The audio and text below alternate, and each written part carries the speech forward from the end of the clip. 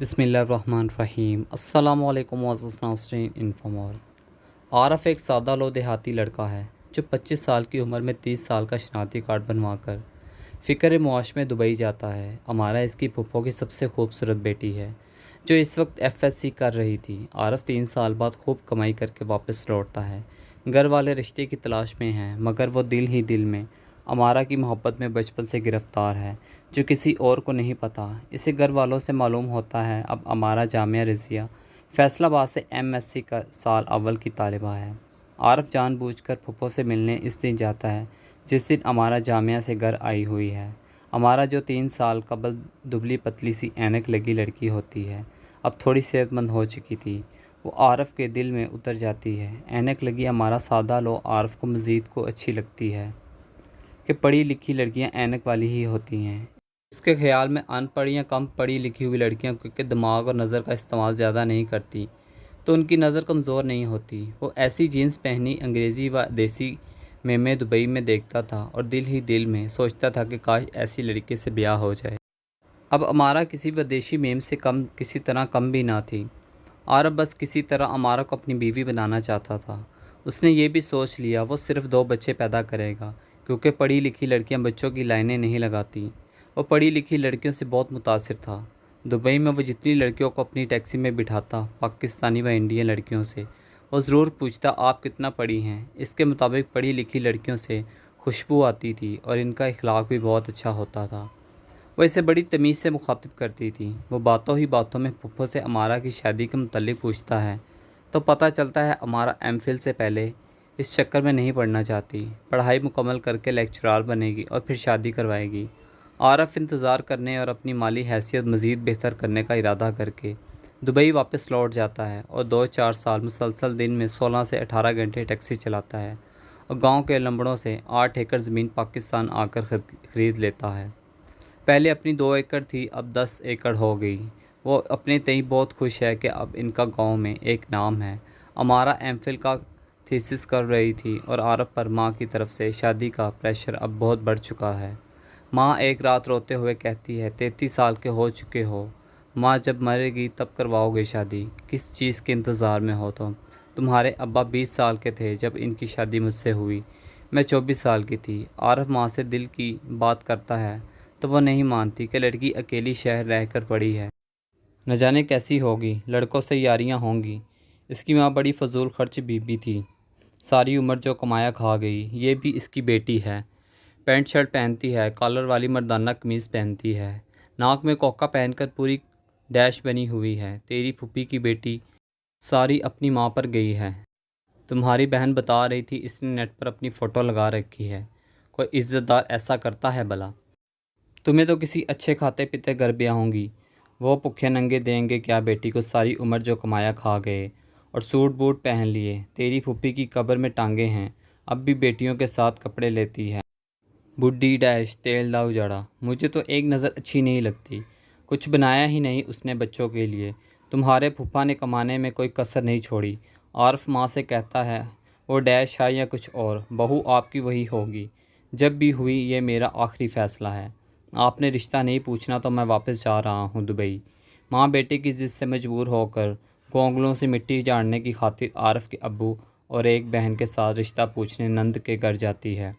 وہ لوگ یہ کہہ کر انکار کر دیتے ہیں آپ کا بہت شکریہ، آپ نے اس قابل سمجھا، مگر ہم کسی پڑھے لکھے لڑکے سے بیٹی کی شادی کریں گے۔ آپ کا عارف پڑھا ہوتا تو گھر کا بچہ تھا، ہم ضرور ہاں کرتے۔ عارف کی ماں دل ہی دل میں خوش اور بظاہر روتے دھوتے نند کے گھر سے نکلتی ہے اور انہیں راستے میں گالیاں بد دعائیں دیتی واپس آ جاتی ہے کہ منہ پر ہی جواب دے دیا، وقت بھی مانگا سوچنے کا۔ عارف فیصل آباد جا کر امارا سے خود بات کرنے کا ارادہ کرتا ہے، اپنی بہن سے اس کا نمبر لے کر اسے کال کرتا ہے اور کہتا ہے کہ اسے ملنا چاہتا ہے۔ وہ کہتی ہے آ جاؤ جب مرضی۔ 2 دن بعد عارف جامعہ کی ایک لیب میں امارا کے سامنے بیٹھا ہوتا ہے۔ وہ اس کے لیے انار کا فریش جوس کینٹین سے لے کر آتی ہے اور کچھ دیر بعد اس کا کلاس فیلو ندیم 2 بریانی کے پیکٹ دے جاتا ہے۔ عارف کھانا کھا کر صاف لفظوں میں امارا سے کہتا ہے کہ وہ اسے بچپن سے چاہتا ہے اور شادی کرنا چاہتا ہے۔ امارا کہتی ہے دیکھو عارف، میں تمہارے جذبات کی بہت قدر کرتی ہوں، تم میرے لیے بے حد قابل احترام ہو، اچھے لڑکے ہو، کہ مجھے بچپن سے پیار کرتے اور دل میں یہ بات رکھی، کوئی غلط راہ نہیں اختیار کی، برسر روزگار ہو، شادی کی بات کی تو بھی بذریعہ والدین، مگر ہم ایک دوسرے سے بہت مختلف ہیں، یہ اختلاف کبھی بھی کم نہ ہو پائے گا، یہ شادی نہیں ہو سکتی۔ عارف پوچھتا ہے کہ آخر کیا ایسے اختلافات ہیں جو ختم نہیں ہو سکتے؟ ہمارا اسے کہتی ہے کہ کزن میرج سے بچوں میں کوئی معذور ہونے کے امکانات ہوتے ہیں، بچے ٹھیک بھی ہوں تو ان کے ذہن ایوریج ہوتے ہیں، جبکہ رشتہ داروں سے باہر شادی کرنے پر بچے ہر طرح سے صحت مند و ذہین پیدا ہوتے ہیں۔ کزن میرج سے بچنا ہی چاہیے، ہمارا اس کا دل برا نہیں کرنا چاہتی اور ایسی ہی کچھ اور باتیں کرتی ہے۔ جب وہ کسی بات پر مطمئن نہیں ہوتا تو وہ کہتی ہے، اچھا یار اب تم اختلافات گنو، پہلے یہ بتاؤ عارف تم نے جو 1.5 کروڑ کی زمین خریدی اس میں سے کچھ پیسے لگا کر اچھا گھر کیوں نہ بنایا؟ گھر تو بنیادی ضرورت ہے، اور جس گھر میں تم لوگ رہتے وہ جانوروں کے باڑے سے بھی بدتر ہے، اور آج کس کے گھر جوان بیٹیوں اور بیٹیوں کے لیے اکلوتے واش روم کو گندا سا پردہ لگا ہے ہوا ہے، اور اندر بیٹھا بندہ 20 سال سے پردہ لگا دیکھ رہی ہوں۔ میں تمہارے گھر والوں کو اتنی توفیق نہیں، ایک دروازہ ہی لگوا دیں، اور 8 ایکڑ زمین لے لی۔ تم نے آج تک باٹا سروس کے سوا کسی سے جوتا نہیں لیا، یہ تو یار کھوتی برانڈ ہے۔ دبئی رہتے ہو، اپنا جوتا تو دیکھو، اپنے کپڑے دیکھو، اپنی پیپیاں بائک دیکھو جس پر آئے تھے ہمارے گھر، میرا اللہ گواہ ہے وہ دلوں کے بھید جانتا ہے۔ تمہیں کمتر نہیں سمجھ رہی، بلکہ یہ بتا رہی ہوں جو چیزیں تمہارے یا تمہارے گھر والوں کے لیے عام ہیں، فضول ہیں، وہی ہمارے گھر میں بہت خاص ہیں۔ تم لوگ چھوٹا گوشت سال میں کتنی بار پکاتے ہو؟ عارف بولا، عید کے عید، اور قربانی جو تم ایک دیتے، کیا 4 کمانے والوں پر ایک قربانی واجب ہوتی؟ عارف، تمہاری امی بہنیں 500 سے 1000 کی رینج میں جوتا یا سوٹ لیتی ہیں، اتنے میں تو ایک برگر آتا ہے یار۔ اچھا، اور ایسا بھی نہیں تم لوگ غریب ہو؟ بتاؤ چاروں بھائی اور ماموں جی کل ملا کر ماہانہ کتنے پیسے کما لیتے ہو؟ یہی کوئی 6 سے 8 لاکھ ماہانہ، عارف نے جواب دیا، اور ہمارے گھر کی کل آمدنی 1 لاکھ ہے۔ ہمارا گھر، کھان پین اور رہن سہن، پہناوا دیکھو اور اپنا۔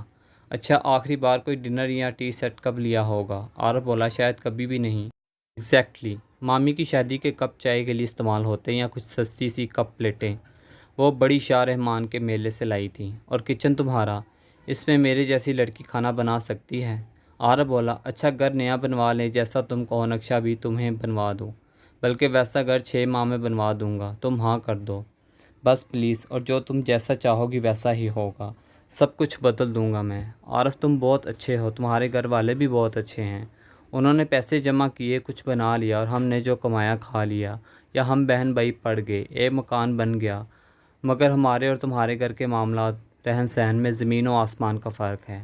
میں تمہیں بدل بھی لوں، جو تم کہہ رہے ہو کہ جیسا میں کہوں گی ویسا ہوگا، تمہارے سارے گھر والوں کو کیسے ایجوکیٹ کر سکتی ہوں میں؟ یہ ناممکن ہے یار، کبھی بھی وہ نہیں بدلیں گے، نہ میں ان جیسی ہو سکتی ہوں۔ میرا تمہارے گھر رہنا ایک پنجرے میں شیر و بکری کو بند کرنے کے مترادف ہے۔ تم بتاؤ آخری بار تم نے اپنا ٹوتھ برش کب بدلا تھا؟ عارف بولا، یاد نہیں، کوئی 1-2 سال پہلے، ہاں اتنی دیر تو ہوگی۔ اور رات کو برش کرتے ہو؟ نہیں، بس صبح کرتا ہوں۔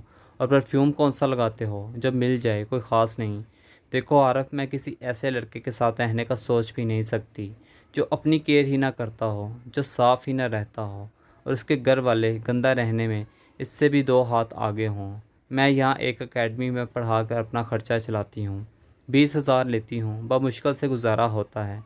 کاش تمہیں اپنے روم میں لے جا سکتی، تم میرا ہاسٹل روم دیکھو اور اپنے گھر کے کمرے، تم جیسے خود پر پائی نہ لگانے والے اور پیسے جمع کر کر کے زمینیں خریدنے والے لوگوں میں امی کے کہنے پر رشتہ کرواؤ، لڑکی کے ساتھ کئی ٹرک جہیز دو، 4 بینسیں اور کار بھی دیں گے، تمہاری امی بہنوں کو جھمکے وغیرہ بھی ڈالیں گے تاکہ ان سے بعد میں زمین کا حصہ نہ مانگیں تم لوگ۔ میں آئی تو 2 جوڑوں میں آؤں گی، اور ساری عمر جہیز نہ لانے کے تانے سنوں گی۔ میرے والدین پتہ نہیں کیسے میری شادی کریں گے، ان کے پاس کوئی پیسے نہیں ہیں، ہو سکتا ہے میں جاب کر کے اپنی شادی کے لیے پیسے جمع کروں۔ یہ پیار محبت کچھ نہیں ہوتا یار، ایسی زبردستی سمجھوتے کی شادیوں میں شادی کے بعد میاں بیوی میں شلوار کا رشتہ ہی بنتا ہے، اور کچھ بچے پیدا ہو جاتے ہیں، کبھی وہ دوست نہیں بن پاتے، بس زندگی ان کو گزار دیتی ہے، وہ زندگی نہیں گزارتے۔ نہ میں شادی کروں گی، میں ابھی ہاں کر بھی دوں، میرے ابو اور بھائی کسی صورت نہیں مانیں گے، وہ کہتے ہیں ماموں لوگ بہت کنجوس ہیں، اور ہیں بھی، ایسا؟ تم دیکھو تمہاری امی جان آج بھی بوتل لیز اور سپر بسکٹ ہر مہمان کو دیتی ہیں۔ کیا یہ حیثیت تم لوگوں کی ہے؟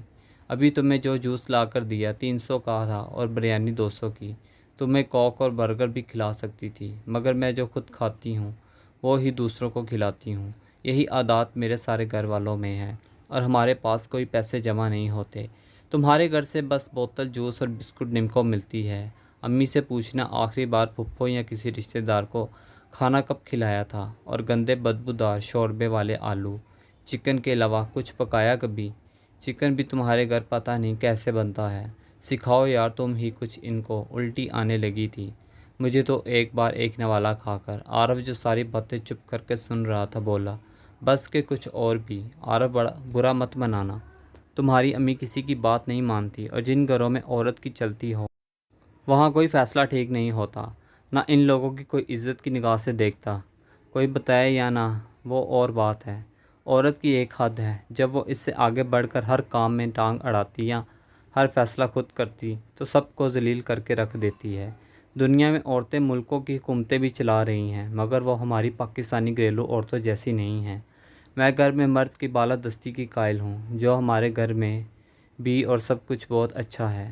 امی مشورہ دے سکتی ہیں، فیصلہ نہیں کر سکتی کہ اسے بھائی یا ابو بدل نہ سکیں، اور تمہارے گھر میں اس سے الٹ ہے، جو مامی کہیں گی وہی ہوگا۔ اور سلامی تم لوگ کسی کی شادی پر پتہ کتنی دیتے ہو؟ 500 یا 1000؟ اور تو اور تمہارے گھر آج بھی روز دال چنے نمک گھی آئل لینے مامی ماموں دکان پر جاتے، اور وہ بھی ادھار۔ جو چیز ایک دن میں استعمال ہوتی بس وہی تم لوگ لے کر آتے۔ یہ کیا تماشا ہے؟ ایک ہی بار سائی مارو، لا دیا کرو تم ہی سامان ان کو کسی اچھے ڈپارٹمنٹل سٹور سے۔ ہمارے گھر میں مہینے بھر کا راشن، جس میں چاول آئل شیمپو صابن دالیں چنے ketchup hair colour cold drinks کے پیکٹ بسکٹ کے پیکٹ چائے کا ½ کلو کا پیکٹ بمشغول ہم سب بہنوں کے پیٹ، اور جو بھی چیز ضرورت کی ہوتی ہے سبزیاں گوشت چھوڑ کر امی مہینے کے شروع میں ہی لے آتی ہیں۔ یار کس دور میں رہتے ہو؟ لوگ ہنستے ہیں تمہارے گھر پہ کہ جوڑ جوڑ کے ہی مر جائیں، نہ خود پر لگائیں گے یا اچھا کھائیں گے، کسی کو دینے کا تو سوال ہی پیدا نہیں ہوتا۔ اور تمہاری امی یہ کہ جو یہ ضد ہے تمہاری باجی کی شادی زمین والے سے ہی کریں گی، وہ 35 سال کی ہو گئی، کیا نکالنا تم لوگوں نے اس میں سے؟ بس ماں ہی کرے جو کرے۔ کیسے مرد ہو تم؟ ایک جاہل ضدی عورت تم لوگوں سے وادو ہے۔ اس کی شادی کرو یار، آدھا سر اس کا سفید ہو چکا۔ مجھے رونا آتا ہے اس بیچاری کو دیکھ کر، جن کی زمین نہیں وہ کھاتے نہیں۔ تم لوگوں سے تو 1000 درجہ ہی اچھا کھاتے پیتے ہوں گے۔ آئی ایم سوری یار، مامی پر مجھے تب چڑھتی ہے تمہاری باجی کے معاملے میں۔ تمہاری امی تمہاری بہنوں کے سسرال میں بھی بے جا دخل اندازیاں کریں گی اور ان کے گھر اجاڑ دیں گی۔ تم دیکھ لینا، اگر مامی کو تم لوگوں نے نہ سمجھایا تو آخری بات تم جب چاہو میرے گھر آؤ، میری شادی ہو جائے میرے سسرال بھی آؤ، تمہارا میرا جو رشتہ ہے وہ ہمیشہ قائم رہے گا، تمہیں کوئی روک ٹوک نہیں۔ اگر تمہارے گھر والے یا تم اس رشتے کے انکار کی وجہ سے تعلق ہی توڑ دو گے تو تم خود سوچو، اس سے بڑی کوئی جہالت ہوگی؟ نیا رشتہ نہیں جڑا تو نہ صحیح، پرانا تو ہے نا۔ اسے ختم کرنے والے لوگوں کو میرا دل کرتا ہے گولی مار دوں۔ یہ جہالت و دقیانوسی تصورات و نظریات کب تک یوں ہی چلیں گے؟ جو باتیں میں نے تمہیں ہمارے درمیان اختلافات کی مد میں گنوائی ہیں، ان سے ڈبل ابھی باقی ہیں، وہ کرتے رات ہو جانی ہے۔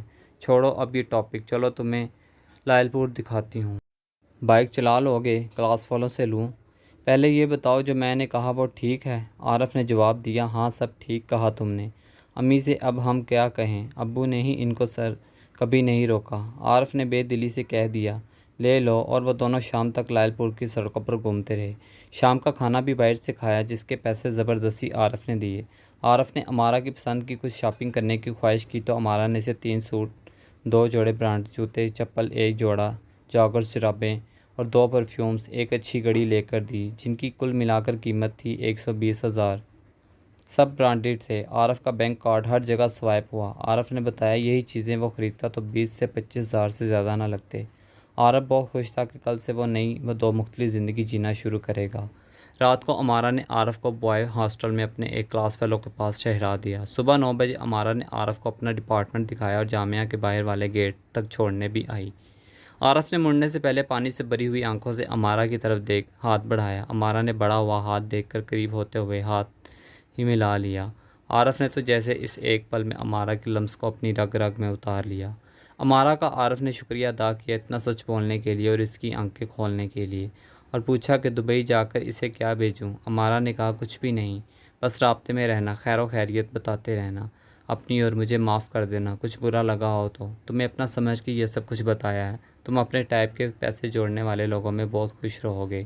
امی کی مرضی سے شادی کرو یار، میں آؤں گی 3 دن رہوں گی تمہارے گھر جیسا بھی ہے۔ عارف بولا نہیں، اب گھر بنا کر ہی شادی کرواؤں گا، اور باجی کا رشتہ تم دیکھو گی 1 ماہ میں طے کر دوں گا۔ میں نے اماں جو کرنا تھا آج سے پیچھے پیچھے کر لیا۔ اتنے میں کریم کی کار آ گئی اور عارف لاری اڈے کی طرف چل پڑا۔ امارہ وہیں کھڑی جاتی ہوئی کار کو دور تک دیکھتی رہی۔ جب وہ موڑ گئی تو امارہ بھی ہاسٹل کی طرف چل گئی۔ تھینکس فار واچنگ، انفو مور، ملتے ہیں نیکسٹ ویڈیو میں انشاءاللہ، تب تک کے لیے اللہ حافظ۔